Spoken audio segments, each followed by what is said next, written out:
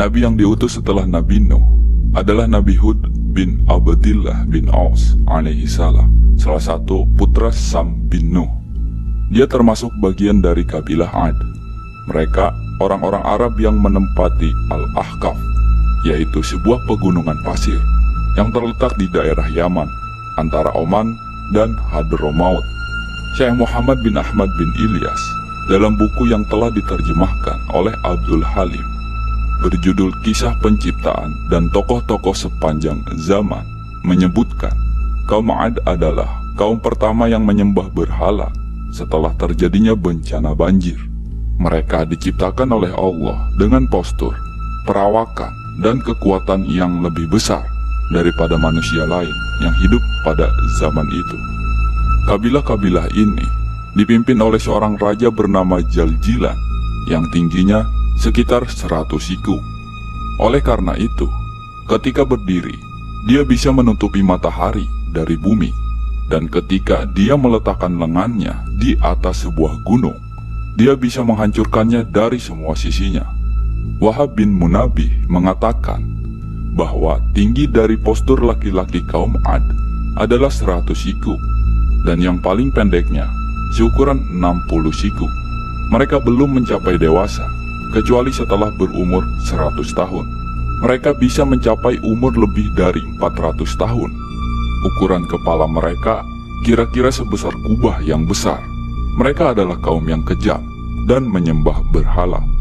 Wahab bin Munabbih adalah seorang pemuka tabi'in dan ahli dalam bidang sejarah. Ia diperkirakan berasal dari Arab Selatan dan berketurunan Persia, dengan memiliki pengetahuan yang mendalam tentang kitab suci dan tradisi dari Yahudi dan Nasrani, sehingga memiliki banyak riwayat kisah Israiliyat. Menurut dia, 60 orang laki-laki dari kaum Musa pernah berteduh di dalam tengkorak kepala seorang laki-laki dari kaum Amalakoh. Zaid bin Aslam mengatakan, "Aku pernah melihat seekor serigala beserta anak-anaknya sedang berkumpul dalam kelopak mata seorang laki-laki dari kaum Amalakoh, dan aku pernah menimbang satu gigi gerahamnya. Ternyata beratnya mencapai 10 kaki. Wahab bin Munabbih mengatakan, ketika kejahatan kaum itu kian memuncak, Allah Subhanahu wa Ta'ala mengutus Hud alaihi salam. Kemudian Jibril turun kepadanya dan berkata, "Sesungguhnya Allah telah mengutusmu kepada kaum Ad. Berilah mereka peringatan dan beritahukanlah mereka bahwa aku Allah telah memberi mereka tempo yang lama, dan mereka telah aku beri kekuatan yang belum pernah diberikan kepada siapapun sebelum mereka.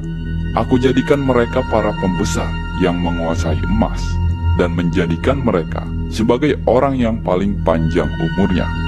Datanglah kepada mereka dan serulah mereka untuk bertauhid, agar mereka kembali dari menyembah berhala kepada menyembah Allah." Nabi Hud datang kepada mereka pada waktu hari raya mereka. Di sana, para pembesar sedang berkumpul, dan Raja Jalijan duduk di atas ranjang yang terbuat dari emas. Kepalanya memakai mahkota bertahtakan permata yang megah. Mereka tidak menyadari apapun kecuali suara Hud alaihi salam yang mengatakan, "Wahai orang-orang, beribadahlah kalian kepada Allah, Tuhanku dan Tuhan kalian. Kalian tidak memiliki Tuhan kecuali Dia. Berhala-berhala yang kalian sembah selain Allah, ini adalah yang menyebabkan kaum Nuh sebelum kalian ditenggelamkan." Ketika Raja Jalijan melihatnya, dia berkata, "Celaka engkau wahai Hud, apakah engkau menyangka dengan kelompok kami dan kukuhnya kekuatan kami ini bisa mengalahkan kami dengan pernyataan-pernyataan tersebut? Tidak tahukah engkau bahwa setiap sehari semalam 1000 anak kami terlahir?" Tatkala Hud merasa bosan mengajak mereka untuk mengesahkan Allah, tetapi mereka tidak mendengarkannya. Dia memohon kepada Allah agar wanita-wanita mereka dimandulkan, sehingga pada tahun itu tidak ada satupun wanita yang hamil. Mereka mengadukan hal tersebut kepada Raja Jalijan. Mereka berkata, "Sesungguhnya Hud telah memberi istri-istri kami mandul. Kami khawatir apa yang dikatakannya itu memang benar." Nah, kemudian Allah Subhanahu wa Ta'ala mewahyukan kepada Nabiullah Hud alaihi salam, kabarkanlah kepada kaummu agar mereka beriman kepadaku. Jika mereka tetap tidak beriman, maka akan aku kirimkan kepada mereka angin yang membinasakan.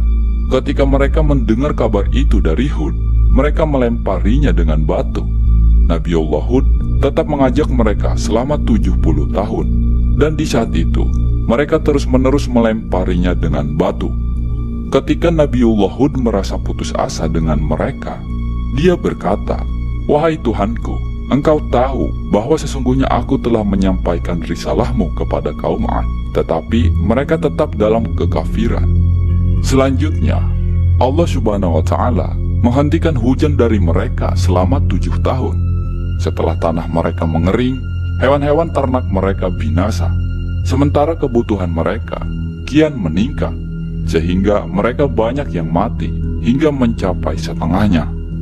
Ibnu Katsir dalam kitabnya berjudul Qasas Al-Anbiya mengatakan kaum Ad sempat mengirim delegasi ke Baitul Haram untuk berdoa, bahwa ketika kaum Ad terus menolak dan memilih untuk kafir kepada Allah, maka setelah itu mereka dilanda kekeringan selama 3 tahun tanpa ada hujan sedikit pun, hingga kehidupan mereka terasa semakin sulit.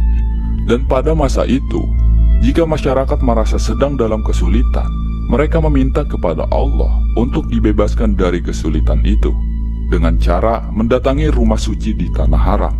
Dan cara itu dikenal oleh seluruh masyarakat pada zaman itu.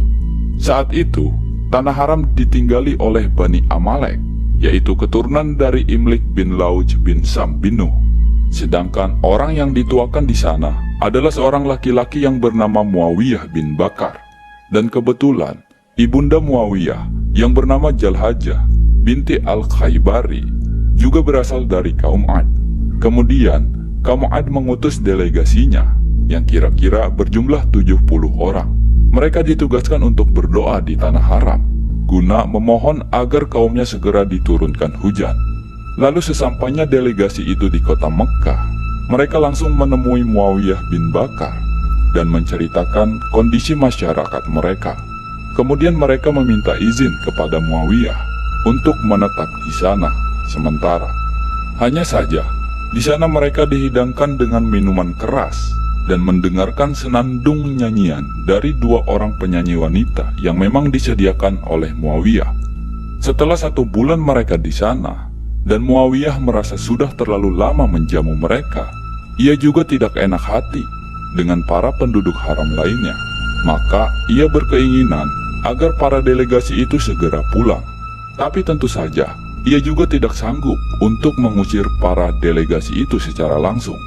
Maka ia pun membuat syair yang menyinggung mereka agar segera pergi, dan menyuruh 2 orang penyanyi wanitanya untuk melantunkan syair itu di hadapan mereka. Isi syair tersebut antara lain, "Hai orang-orang yang meminta jawaban, sadarlah dan bangunlah.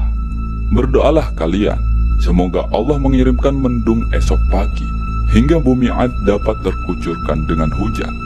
Kaum Ad sudah tidak mampu berkata-kata lagi akibat kehausan. Kita tidak ingin kehilangan para orang tua, begitu juga anak-anak kecil dan kaum wanita. Kemarin mereka masih dalam keadaan baik-baik saja, namun sekarang para wanita harus menjadi janda tanpa harta. Kekejaman itu telah datang kepada mereka terang-terangan, tidak takut dengan panah-panah kaum Ad yang terhunus. Dan kalian di sini hendak mengubah keadaan itu. Namun siang dan malam silih berganti, kondisi tetap sama. Karena delegasi yang diutus tidak mampu menyelesaikannya, hingga tidak mendapatkan penghargaan dan ucapan selamat. Setelah mendengar senandung itu, para delegasi tersadar dengan tujuan utama mereka datang ke tanah haram. Maka mereka segera bangkit dan berangkat menuju rumah suci untuk mendoakan kaum mereka. Sesampainya mereka di sana, pemimpin delegasi yang bernama Kail bin Atir segera memanjatkan doa. Setelah doa itu dipanjatkan, Allah menyiapkan 3 awan bagi mereka: awan putih, awan merah, dan awan hitam. Kemudian suara dari langit berseru kepada pemimpin delegasi itu, "Pilihlah salah satu dari awan ini untukmu atau untuk kaummu." Pemimpin delegasi itu segera menjawab, Aku memilih awan hitam, karena awan hitam adalah awan yang paling banyak menyimpan air. Maka dikatakan lagi kepadanya, kamu telah memilih awan yang penuh dengan debu dan menghanguskan, awan yang membuat seorang ayah lari ketakutan dan tidak lagi memperhatikan anaknya, awan yang akan membuat semua kaum Ad binasa, kecuali mereka yang berada di kediaman Bani Lauzah, yakni sekelompok orang dari kaum Ad yang tinggal sementara di kota Mekah. Mereka tidak merasakan azab yang ditimpakan kepada kaum mereka di kampung halaman, dan mereka itulah beserta keturunannya yang menjadi kaum Ad generasi kedua. Muhammad bin Ishaq melanjutkan, setelah dipilih oleh Kail bin Atir, awan yang berisikan azab itu bertiup menuju pemukiman kaum Ad. Melihat awan itu, kaum Ad terlihat bergembira. Mereka berkata, ini adalah awan yang akan menurunkan hujan kepada kita.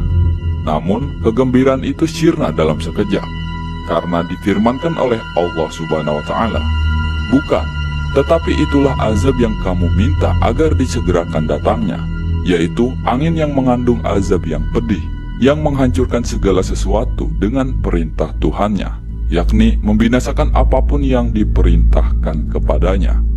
Orang pertama yang melihat dan mengetahui bahwa awan itu adalah azab dari Allah adalah seorang wanita dari kaum Ad. Seperti diriwayatkan bahwa ia bernama Mahdu. Setelah jelas terlihat olehnya, maka ia pun menjerit dan terjatuh pingsan. Ketika dibawa oleh penduduk lain dan tersadar dari pingsannya, apakah yang baru saja kamu lihat, wahai Mahdu? Ia menjawab, aku melihat angin menggulung-gulung dan berkobar seperti api. Di bagian depan angin itu ada beberapa orang malaikat yang mengendalikannya. Allah Subhanahu wa Ta'ala berfirman, Allah menimpakan angin itu kepada mereka selama 7 malam 8 hari terus-menerus. Quran Surat Al-Haqqah. Sementara itu, Nabiullah Hud alaihissalam dan orang-orang beriman, mereka telah bersembunyi terlebih dahulu di sebuah tempat tersembunyi. Mereka sama sekali tidak merasakan adanya azab tersebut. Mereka hanya merasakan kenyamanan dan ketenangan.